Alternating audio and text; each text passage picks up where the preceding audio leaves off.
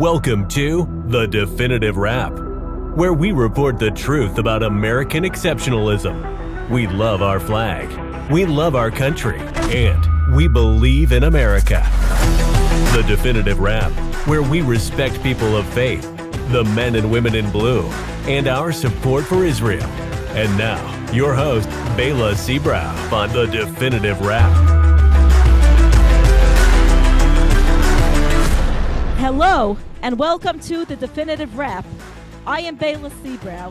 Thank you to VIN News for hosting our show.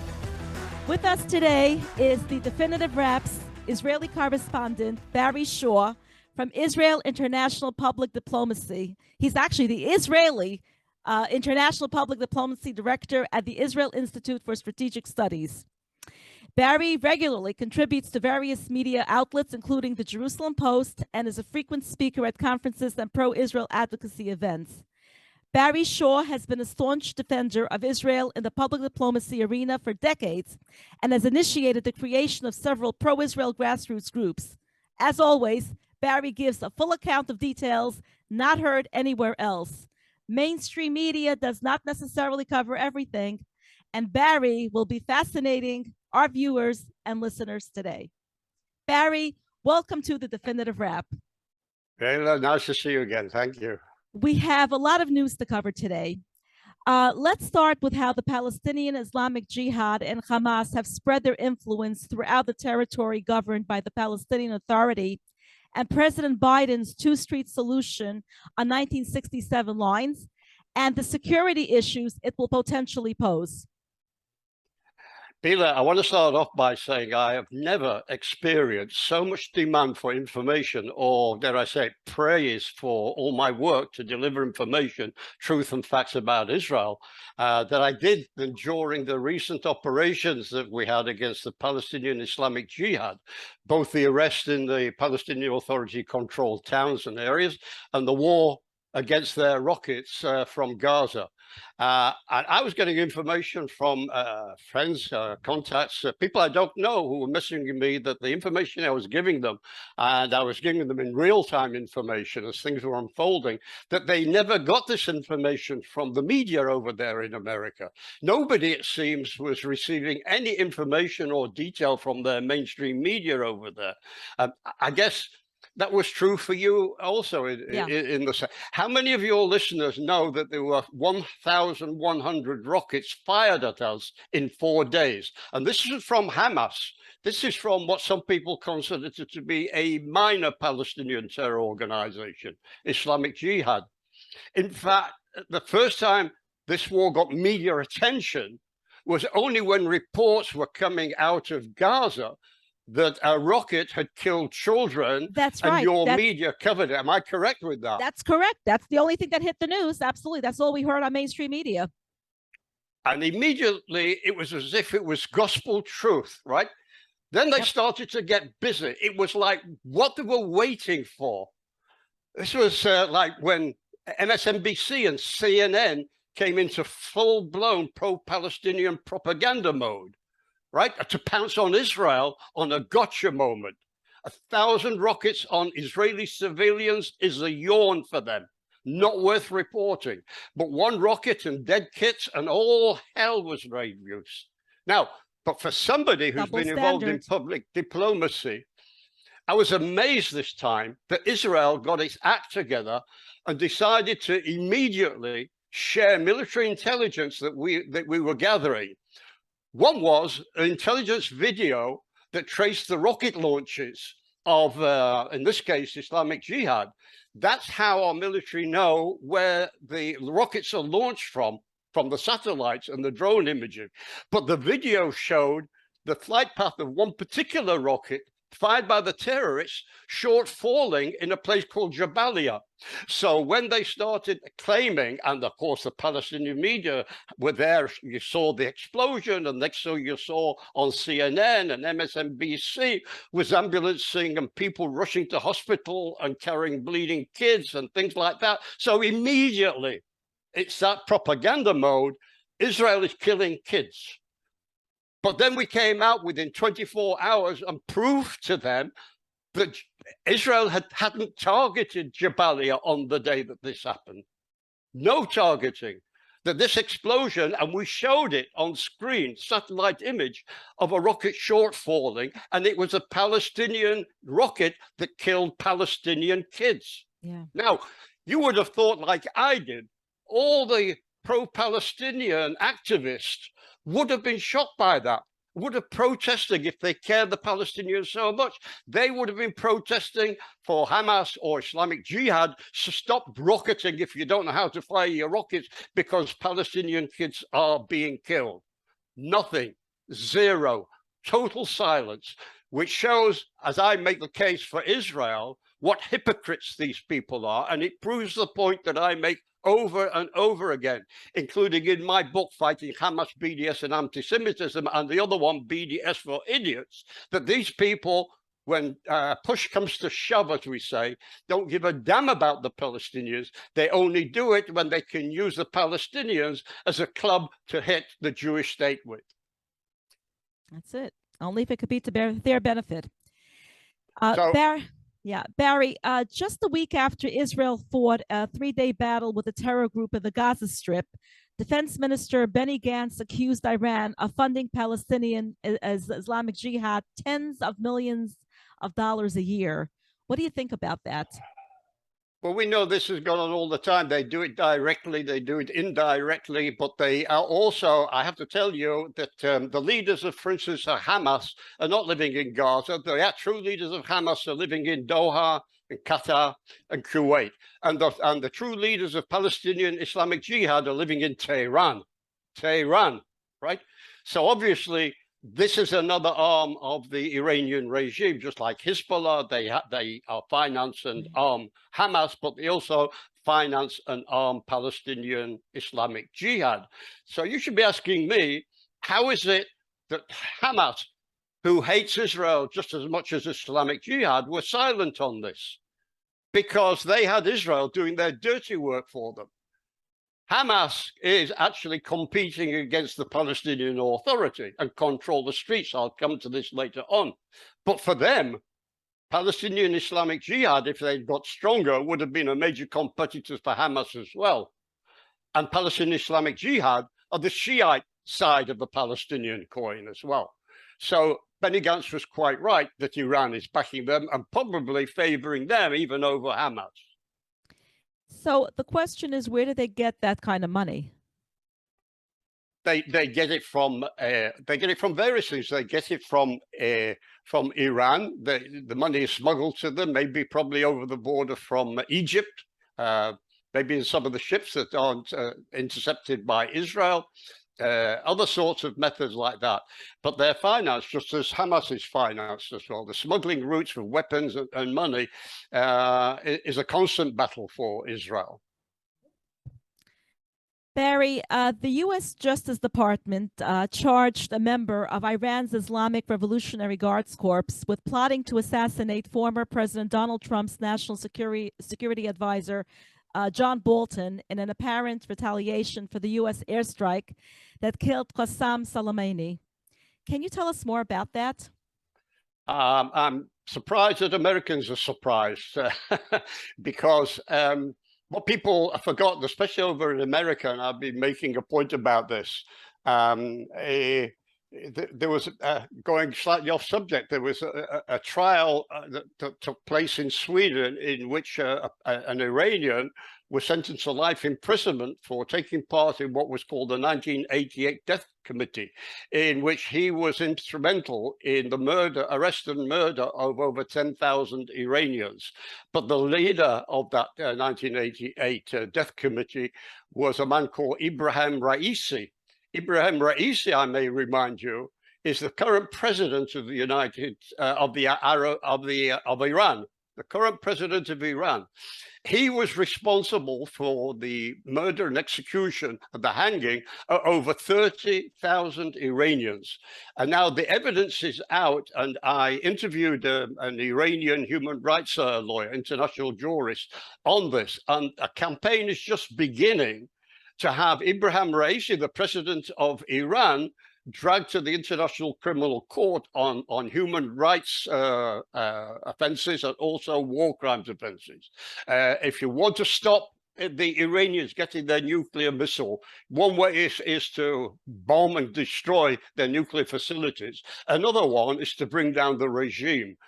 But on the contrary, I have to remind you, in a few weeks' time, you in the United States are going to allow this mass murderer an entry visa to come into the United States to attend the United Nations General Assembly and be at the podium and tell the world what a bad and treacherous country the United States is. This man shouldn't be allowed to step foot in the United States. Never mind, if you want a pretense of the fact that one of his people tried to kill John Bolton, that's one thing.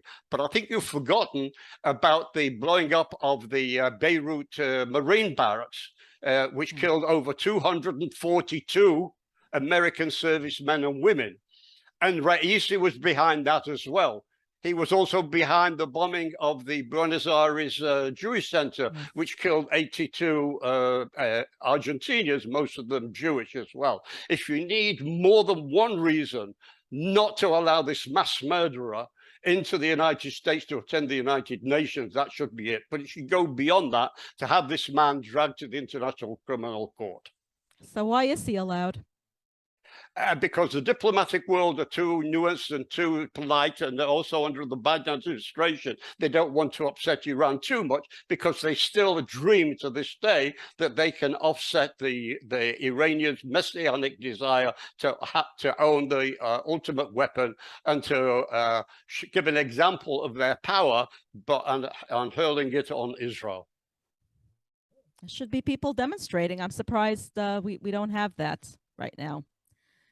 Well, I think you'll start seeing an upkick. This is something that Israel can't take the lead on, but there is a big movement about to begin of international jurists, together with a lot of Iranians who are outside of Iran, human rights activists who are going to take up this charge. Can you tell us a little bit about that? Yes, well, I know there's, for instance, in Britain, there's an international jurist called Jeffrey Robertson, QC, who has a long history in being an advocate for human rights charges against human rights criminals, and he's involved in this. I did a video with a man called Kaveh Mousavi, who is in Oxford, England, is an international Iranian jurist, who was instrumental for the trial in Sweden of Hamid Nouri, which was the second or third in command in the jails where the people were executed. And there were about 75 witnesses who had come out and knowing the personal involvement of Nouri in these crimes. And when I asked Mr. Mousavi, what about a trial against Ibrahim Raisi? Are you going to be short of witnesses? He said, absolutely not. The problem is going to be not enough time to hear all the witnesses, because this man was responsible for almost 30,000 deaths of Iranians.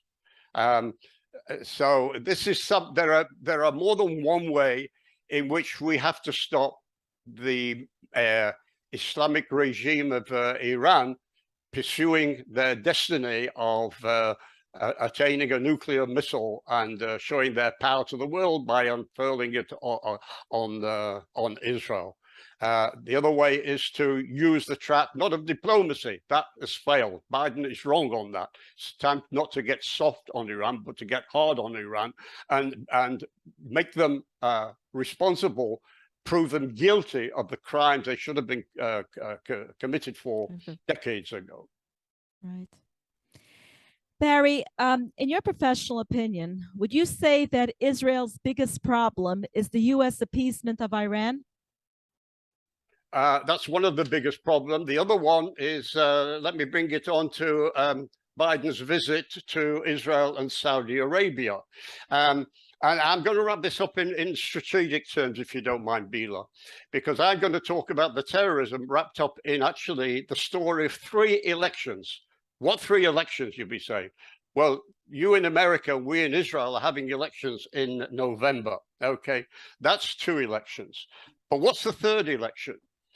Currently, part of the unrest you've got in areas that are occupied by the Palestinian Authority is the Arabs, the Palestinians are demonstrating, rioting, protesting on the streets for the Palestinian Authority under Mahmoud Abbas to hold an election. I don't know if you know this, but their last natural election was over 16 years ago.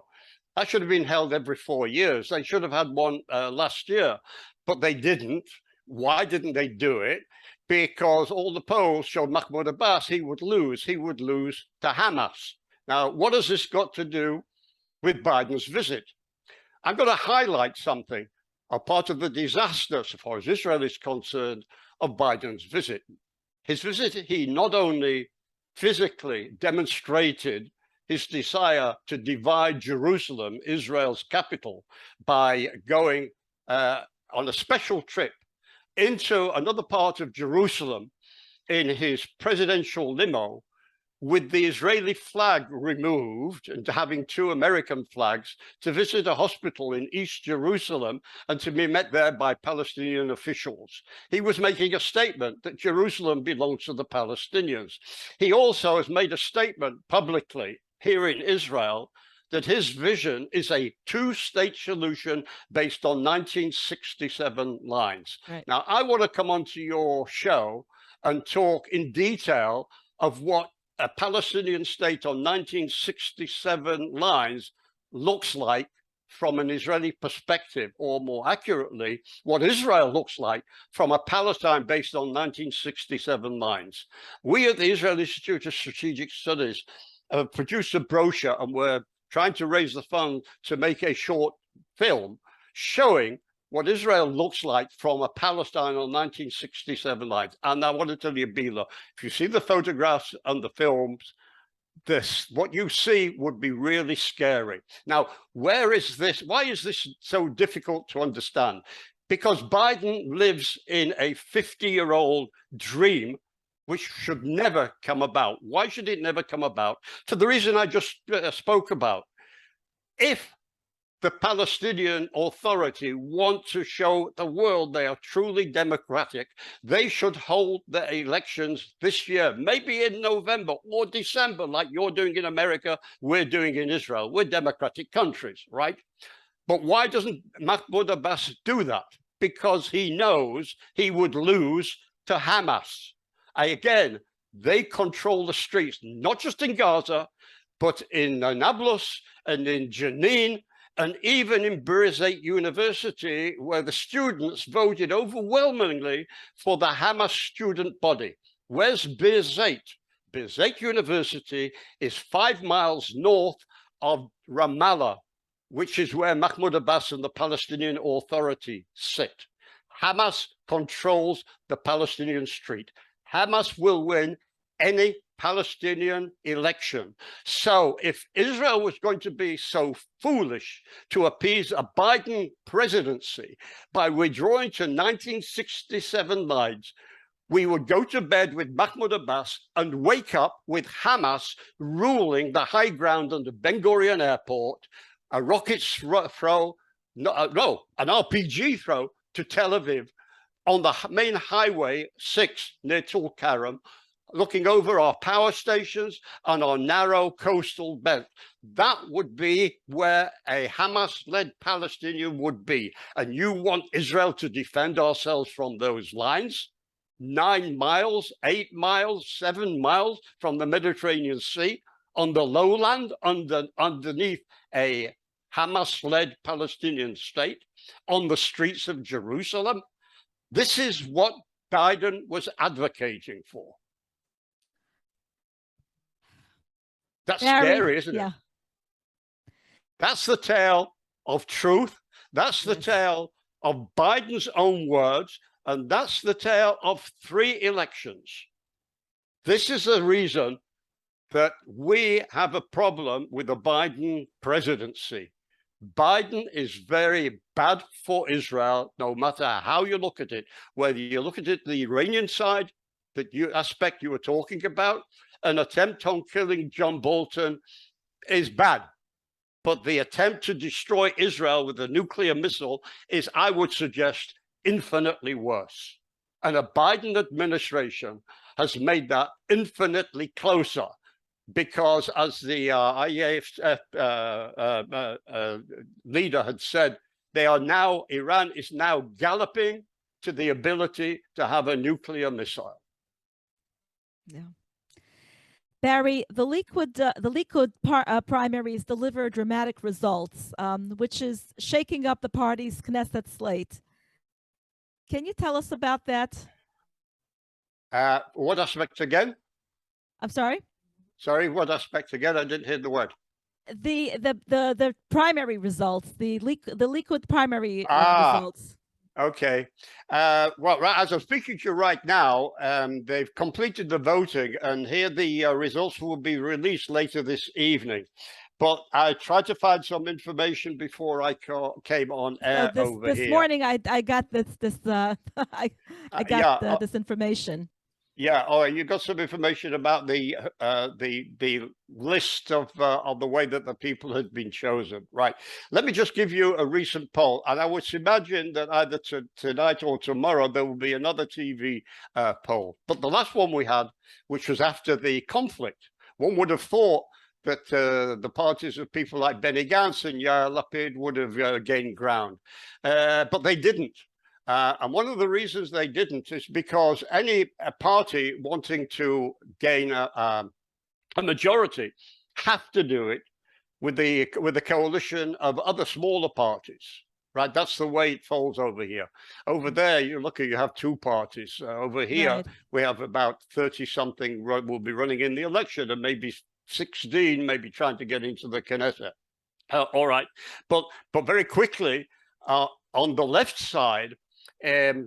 Actually, Yair Lapid party really didn't gain many seats. I think perhaps Benny Gantz, together now, he's created a party with Gidon Saar, and they gained a couple of seats. However, on the other side, the Meretz party, which is the far left, of the polling of a few days ago, didn't make the threshold. You need 3.25%, 3.75%, sorry, over here to have of the total vote, to have your party make it into the Knesset, which would give them minimum of 4 seats. They didn't make 4 seats. But on the other side, neither did Ayelet Shaked, who has reformed the Yamina party, which was a party led by Bennett, Naftali Bennett, the prime minister, if you like, who led a number of people from his party because he had swung too far to the left.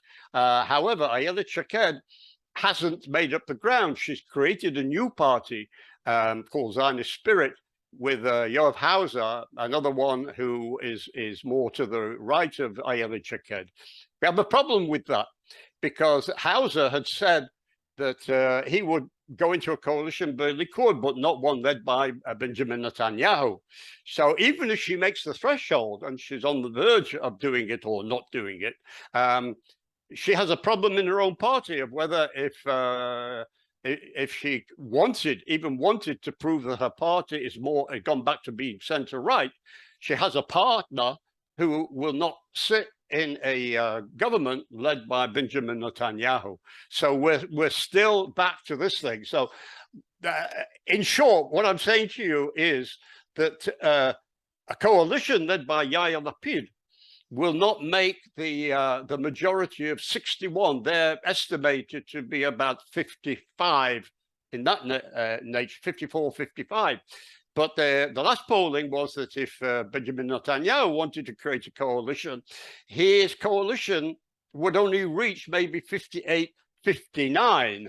So we have a long way to go. We've got about another 2.5 months, or almost 3 months to go over here before we have our elections. Things might change. You may have me back on the show as we get closer to the time to make a prediction. But there has to be a bit of a shift in order for the Likud, led by Benjamin Netanyahu, to be confident that he has the 61, 62 seats to enable him to form a government. My feeling right now as I speak to you, Bila, is Israel, dare I say it, deep taken breath, may be on its way after November to another election come February, March. Thank you. You referenced one of the books that you had written, BDS for Dummies. Yeah. Idiots. We use the word idiots. Okay. Can you tell BDS us? for idiots. Yeah. So can you actually tell us about that? Yeah, I wrote this because I've written a more serious book, which was, I'm trying to get one here, so was Fighting Hamas, BDS and Anti-Semitism. In this book, what I did on this book with the research is finding out the connection between the people who hate Israel and anti-Semitism. It is overwhelming. The evidence is overwhelming. This is a serious when was book. this book published? This was published about 5 years ago, something like that. I call it, subtitle is Fighting Violence, Bigotry and Hatred. This is something I think you may know in America, certainly by the Jewish organization or the Jews of America, who have felt it on the street or whatever. There's no Israel hatred without Jew hatred. It's like a symbiotic relationship. I'm in the middle of writing another article, which you may have me on our show later on, writing about the failure of the major Jewish organizations in not living up to facts and truth and taking off in pursuit of what you may call woke or progressive ideals and ideas and leaving traditional values of family and faith behind. And it's an America in decay. And I'm making the case in the research article I've got that the Jewish organizations had better get their act together. I give a recent example. I understand that somebody almost defeated Ilhan Omar in the primaries for the Democrat Party. Why is this significant? It's because this unknown, whose name was, what's his name now, Ben something or other. However, he was only 2 points away from defeating Ilhan Omar. Now, I make the point that had the Jewish organization got behind this person to promote him simply because he was standing for the Democrat Party. I'm talking about Jewish Democrats here would give their Jewish Democrat money to a Democrat candidate to help him keep the biggest anti-Semite and Israel hater out of Congress, Ilhan Omar. That would have been useful. This is what I call the intersectionality of common sense and decency.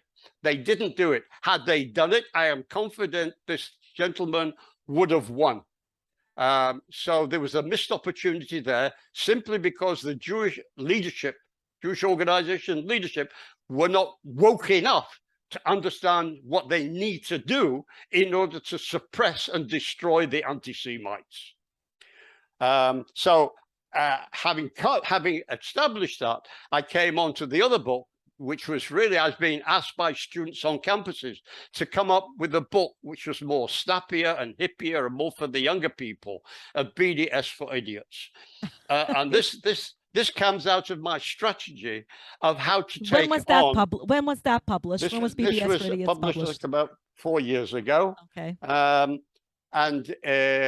And it's available on Amazon or Book Depository. This has come out for the people who really want to take up the cudgels against our enemies, the BDS movement and everything. And from personal experience, I found their weak spot. I mentioned it before about the people who profess to support the Palestinians have nothing to say when Hamas and Islamic Jihad are killing Palestinians in Gaza, right? And it happens over again. These people profess to be so profoundly pro-Palestinians, don't really give a damn about them when it push comes to shove, as I mentioned it. But also, I have statements in here made by people like Yasser Arafat, who denied that his fight against the Jews and Israel had anything to do with Palestine or Palestinian. It was in the Pan-Arab cause. That was at the time. That was 67, 68 or whatever, where he was still using, starting to learn Marxist propaganda from the Soviet Union.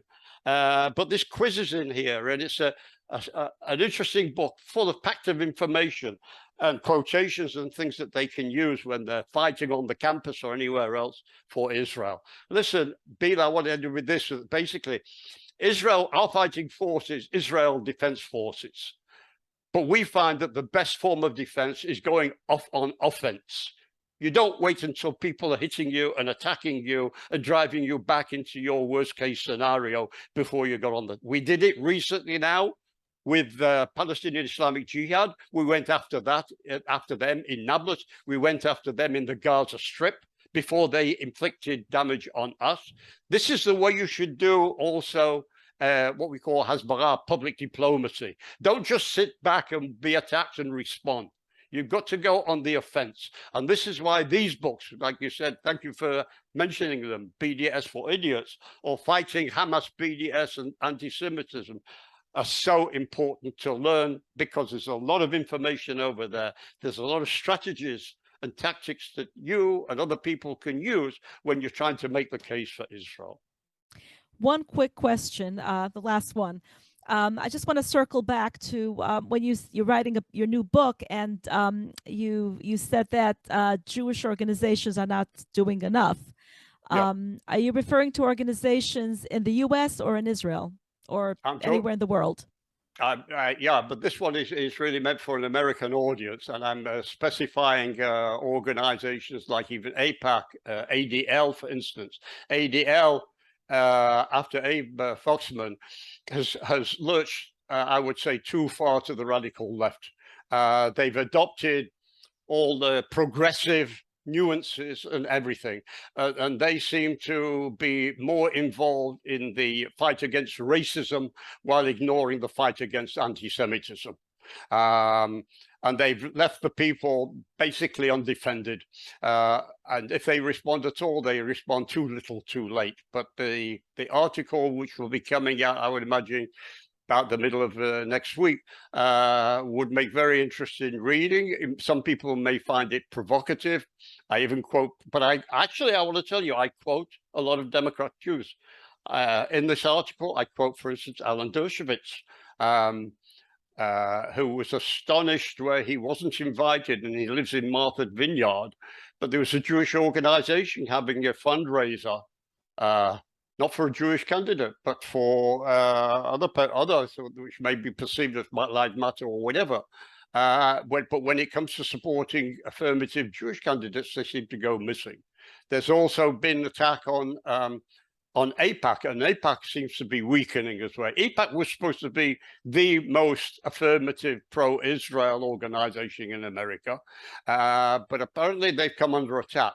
One of the people they've come under attack from is and I was banging on about this several months ago, was the lady who is now the Biden's press secretary in the White House, Karine Jean-Pierre, who before she entered the White House was an activist for an organization which was lobbying Democrat members of Congress to boycott the AIPAC annual conference because it was pro-Israel.